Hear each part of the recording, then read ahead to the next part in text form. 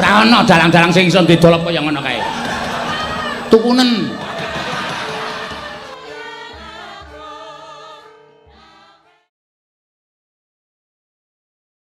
Sekarang ini mungkin tentu orang akan penasaran, Mas Gatot ini punya kisah atau kenang-kenangan paling berkesan tuh apa dengan Pak Seno? Mungkin satu atau dua kisah itu yang sangat mengesankan sepanjang melayani beliau. Kalau sepanjang melayani Ki Seno Nugroho itu selalu dari start sampai finish itu sesuatu yang menyenangkan, Mas. Jadi artinya menyenangkan itu karena beliaunya kan humoris ya. Begitu masuk mobil sepanjang jalan itu ya wis gergeran itu loh. Guyon itu wis sampai lokasi. Dia tetap memberikan kegembiraan pada penonton dan siapapun yang di situ ya. Sepanjang ini ya. Sepanjang pergelaran. Pergelaran ya sepanjang itu. Itu terus untuk kenangan yang paling apa yang sangat saya kenang itu malah di luar pentas, Mas. Di luar pentas itu saya nggak ikut mayang karena waktu itu istri saya sakit ya. Sakit waktu itu dirawat di rumah sakit. Dari rumah sakit kan sakitnya kan bukan apa ya, karena harus puasa dulu. Terus besoknya baru mau dioperasi di kanker payudara itu kan. Terus Mas Seno tiba-tiba tanpa sepengetahuan saya itu datang, Mas, di rumah sakit itu membesuk istri saya. Tiba-tiba datang sendiri sekitar jam 11:30-an itu. Datang langsung ke ruang saya itu. Saya kaget waktu itu. Kok jenengan? Lah iki ngopo nang kene kan bilang gitu. Ngancani bojo kula. Apa bojomu ora lara kok dikancani? Ngopo ora lara kok nang rumah sakit kan gitu. Memang enggak sakit tapi kan ini ada benjolan kecil tuh loh, kaya uci-uci kan gitu. Ngono kan iso ditinggal, berarti kok bengi iso ngeterke wayangan aku no kan bilang gitu. Ya kalau ada yang ngancani ya iso kan gitu. Akhirnya yo wae Pak mungkin kalau ngabari mertua saya, ngabari nang Gunung Kidul ben mertua saya iso sampai sini. Nanti kalau sini istri saya udah ada temennya, udah ada konconnya, nanti kita wayangan. Saya bilang gitu toh. Akhirnya bener ditunggu, saya ngabari nanti saya bisa nganter. Ya siap, yes kan gitu. Istri saya di rumah sakit dikancani bapak mertua, saya nganter wayangan. Dan Pak Seno memang ya itu ya, di luar dugaan rasa kamanungsane memang luar biasa. Itu satu, yang satu itu. Yang kedua, ketika saya punya hajat apa digawe mantu anak saya itu, Mas. Itu tahun 2019 Januari. Ya kalau tidak salah Januari ya itu, tanggal 26. Pak Seno di gedung pertemuan itu dia datang juga. Itu begitu masuk pintu ke dalam ruangan gedung itu, dia langsung teriak, padahal jaraknya agak jauh ya, dengan pintu masuk dengan panggung itu pelaminan itu kan agak jauh ya. Mas Seno langsung teriak itu, Gatot, Bu Anter itu. Dia memanggilnya sampai 3 kali, baru dia mendekat ke saya, salaman. Itu sesuatu yang sangat berarti bagi saya dan karena jarang-jarang ya Mas masuk gedung pertemuan teriak manggil tuh. Karena kalau bukan karena rasa cedake itu ya, mungkin Mas Seno waktu itu juga merasakan kebahagiaan seperti yang saya rasakan mungkin ya waktu itu. Itu ya. Sangat istimewanya di situ. Orang Mas Seno itu orang public figure yang tidak ngartis. Ya. Jadi mulai saya tahu Mas Seno belum laris dan belum mayang sampai begitu dia dikenal publik dan menjadi dalang kondang, dengan siapapun nggak berubah ya. Konconya karo orang-orang seperti saya, konco-konco lucu-lucu, aneh-aneh itu Pak. Dan dia memang sukanya dengan suasana-suasana seperti itu. Itulah. Nah terus ya tentu waktu tiba-tiba beliau tidak ada ya tanggal 3 November 2020 itu, apa yang terjadi dengan Mas Gatot waktu itu, mungkin bisa diceritakan secara ringkas. Malam waktu kejadian itu bagaimana itu? Iya, jadi sebenarnya kan saya sudah ada merasakan keanehan di diri Ki Seno Nugroho itu sejak ulang tahun beliau tanggal 27 itu kan 23 kan ulang tahunnya ya, 23 Agustus Ki Gading Paukir mayang sebagai surprise hadiah untuk Bapak itu ya, untuk Ki Seno Nugroho ya. Seorang Gading Paukir tiba-tiba mayang dan Ki Seno Nugroho kaget ya, serasa itu hadiah yang sangat berarti dan luar biasa di sepanjang hidupnya. Dan Ki Seno Nugroho waktu itu juga selesai Ki Gading Paukir mayang itu kan menyampaikan beberapa kalimat-kalimat yang sangat-sangat berarti, dan saya merasakan itu dari lubuk hati yang paling dalam. Dalam diri saya merasakan nek wong Jawa, dari kata-kata yang disampaikan oleh Ki Seno Nugroho itu, yang saya tangkap itu Mas Seno kok kayak ninggal pengewawa atau kan gitu loh. Kenal Mas, dan pernah dengar yang namanya ninggal pengewawa itu? Kayak apa ya, isyarat atau gimana? Pengewawa menurut saya itu ini kok kayak pesan terakhir ya, kan gitu loh saya rasakan. Mas Seno kok bicaranya jeru banget gitu, terlalu dalam. Pesannya itu seperti pesan terakhir gitu. Sampai banyak orang itu kan meneteskan air mata ketika itu. Ketika Mas Gading selesai mayang di perayaan ulang tahunnya Ki Seno Nugroho itu sudah sangat saya rasakan terus. Nah semenjak itu selang beberapa minggu itu mulai lagi ada keanehan yang saya tangkap sebenarnya. Yang saya tangkap, Mas Seno setiap ketemu saya ya, karena saya nggak tahu dengan ketemu yang lain gimana. Setiap ketemu saya, Mas Seno itu ada luapan kegembiraan di luar kegembiraan biasanya lah. Itu saya menangkapnya seperti itu. Dan setiap selesai ketemu Mas Seno saya pulang itu saya cerita sama istri saya. Saya itu kalau manggil istri saya kan Dik ya. Dari mulai pacaran sampai sekarang itu, walaupun saya sudah punya cucu tetap manggilnya Dik. Dik ya, tetap Dik. Iya. Dik, kok Mas Seno mulai itu tanggal 23 Mas Gading mayang.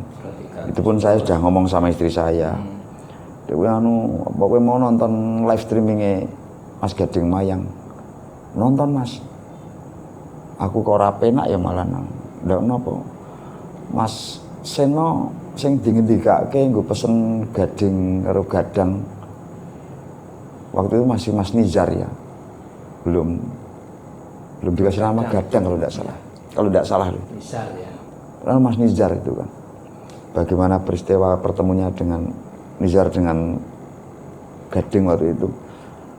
Kok Mas Seno yang menyampaikan kok kayak ninggal pengewa-ewa ya sing tak rasane kan gitu. Saya cerita sama istri saya gitu.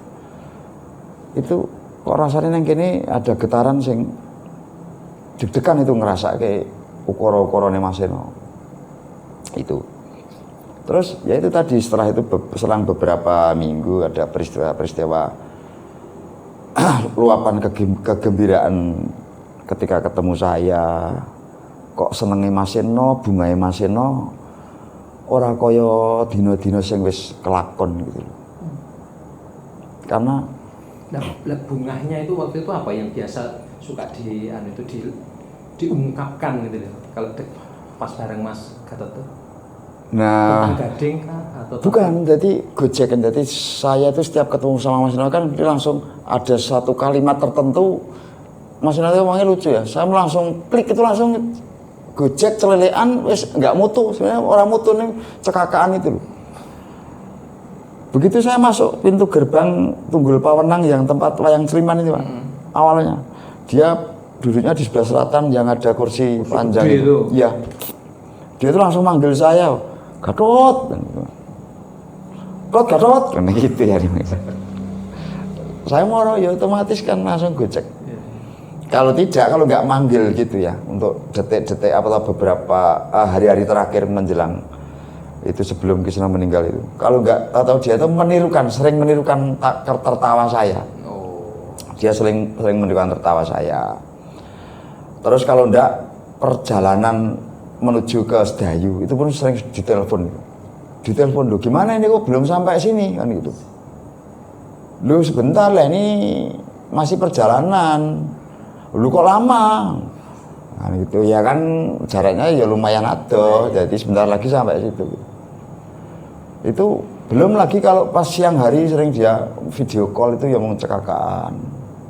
Saya pernah nanya sama Mas Seno itu, pertanyaan yang sepele ya, cuman tekon kabar waktu itu.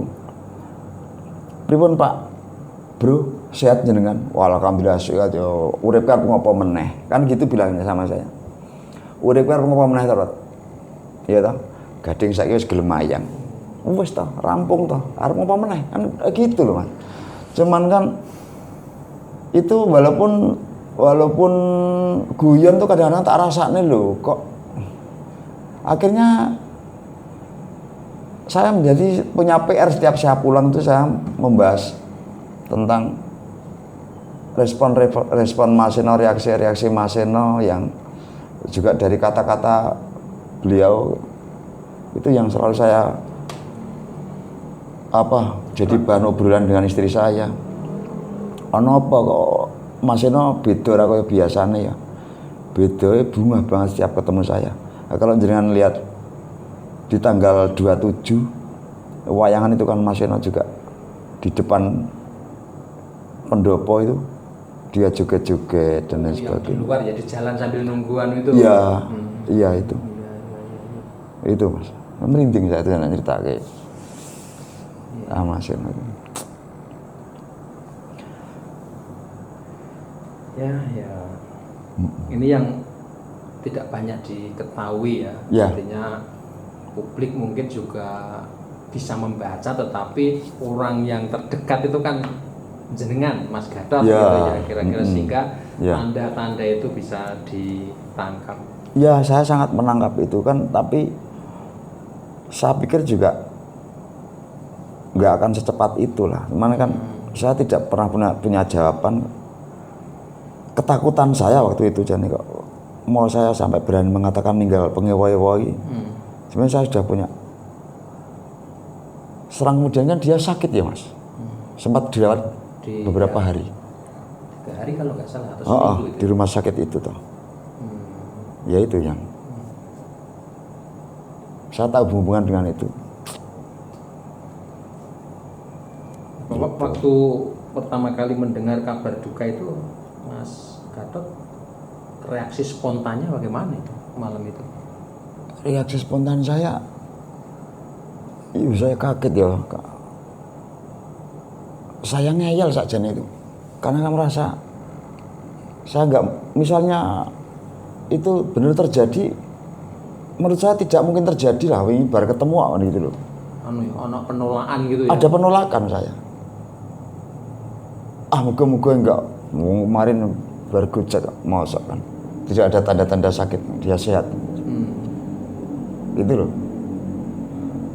Jadi harap-harap cemas tuh moga-moga bukan Mas Seno, bukan Mas Seno Nugroho gitu. Wah, tapi ya wis Mas, akhirnya kemudian anak saya juga udah buka media sosial, tapi iya ya Pak, ini Pak ya wis semakin enggak karu-karuan saya. Iku beritanya neng kene iya ya Pak, neng media sosial ngene iya Pak, iya ya Pak. Wis ini sudah ya sikil terus gemetaran, lemes Pak, lemes terus. Sampai anak saya, baik aku iya neng rumah sakit nang rumah sakit wae. Ternyata saya ditelepon. Ya saya langsung rumah sakit Pak, langsung neng anu wae neng Sedayu gitu loh. Akhirnya anak saya bilang gini, Mak, itu ngundang istri saya kan, ngundang ibu kan, Mak, wi bapak Totno, wi bapak wi bingung loh, wi sadar orang ngerti kan gitu. Akhirnya saya dikawal istri saya. Iya, ya nggak karu-karuan Pak ya ini sikil iki nggo melangkah ki rasane gemeteran, tangan wis panjang jalan yo panjang jalan wis bunek ya. bunek dodo iki wis. Saya cuma berharap mudah-mudahan bukan Mas Seno lah gitu. Ternyata sampai sana bener ya, gamelan-gamelan sudah dipindah di Joglowetan karena untuk menyiapkan kedatangan jenazah almarhum Kisno Nugroho gitu. Ya itulah seperti itu. Nah, kemudian kita masuk di berikutnya. Istilahnya itu mungkin adakah pelajaran atau nasihat-nasihat yang diberikan Kisno ke Mas Gatot gitu ya? Maksudnya yang kira-kira sangat mempengaruhi, menempel di ingatan dan mungkin ada korelasi dengan katakanlah urusan pribadi, urusan keluarga maupun urusan dengan warga laras. Pesan-pesan ada ya. Mas Seno itu ya kan, setiap yang dia lakukan dan yang dia kerjakan dan yang dia ucapkan itu sebenarnya kan pesan-pesan yang dia menyampaikan sesuatu itu tuh walaupun dia sambil guyon tapi dia ada pesan-pesan tersirat yang bisa kita tangkap bahwa dia memberikan ucapan tapi juga sebuah tindakan ya. Jadi dia membuat sebuah ucapan untuk dirinya juga untuk orang lain, itu dia mau dikemas dengan orang itu sing nampa seneng, iso guyu, iso mesem dari Mas Seno. Tapi pesannya juga tersampaikan. Bahkan Mas Seno itu aja kok banyol wong nesu itu lucu gitu. Seorang Mas Seno Nugroho itu seperti itu. Dia sebelum saya dekat sama Mas Seno Nugroho itu saya sebenarnya punya kenangan tersendiri dan masih sangat teringat Mas. Saya belum nyopir, saya belum dekat, saya belum bertegur sapa dengan Mas Seno Nugroho waktu itu. Waktu itu di rumah Mangkusuman tuh kayak mau punya hajat, kalau tidak salah papa mantu adiknya Mbak Wahyu itu adiknya Mas Seno, atau punya gawe apa saya nggak tahu lah, itu wayangan sebenarnya. Itu persiapan pasang panggung waktu itu tahun berapa ya nggak ngerti, saya belum dekat, belum kenal dengan orang simak, belum kenal. Tiba-tiba itu ada penjual gorengan, ibu-ibu gendong jatuh di lokasi itu, kepleset gitu. Sama Mas Seno dibangunkan, terus dikasih uang berapa ratus saya tahu. Bantu gerah mboten, bilang Mas Seno bilang gitu. Mboten kok wong namung kepleset nggen lemah, jadi dia terpleset di tanah itu. Mboten napa-napa. Nggih niki mengke sama Mas Seno dikasih uang berapa ratus untuk pijet. Niki mengke kedah kagem pijet Bu, jenengan wau dawah. Kedah pijet mengke mbok menawi kersane mboten dados napa-napa wong yuswane nggih pun pati sepuh. Itu yang saya tangkap. Memang Mas Seno apa yang dia miliki, apa yang dia punya itu bukan miliknya. Apa yang dia punya itu bukan miliknya untuk Mas Seno. Dan kepeduliannya memang luar biasa, artinya ketika ojo kok wong cedak. Mulut dadah kalau dia tahu. Dia akan sangat memperhatikan antara ucapan dan tindakan itu. Mas Seno itu imbang. Dan dia selalu mencari teman-temannya yang dulu ya, yang pernah ketika wayangan di mana ketemu konco lawas dan lain sebagainya. Cari dia. Itu kesan yang saya tangkap dari Mas Seno. Dan Mas Seno itu sebenarnya kan orang yang tidak bisa sendirian. Wes apa wae lah, itu nggak bisa sendirian. Harus ada teman. Harus ada teman, tapi teman yang klik. Klik itu artinya itu dia seneng guyon, gojek. Bisa ngimbangi. Itu yang menyenangkan. Mas Seno itu orang yang tidak suka bahas-bahas yang bangsa politik-politik sing memainkan apa ya Mas? Sing ruwet itu ndak gelem ndak. Senenge yo sing fresh yang senang membikin guyu, membikin lucu itu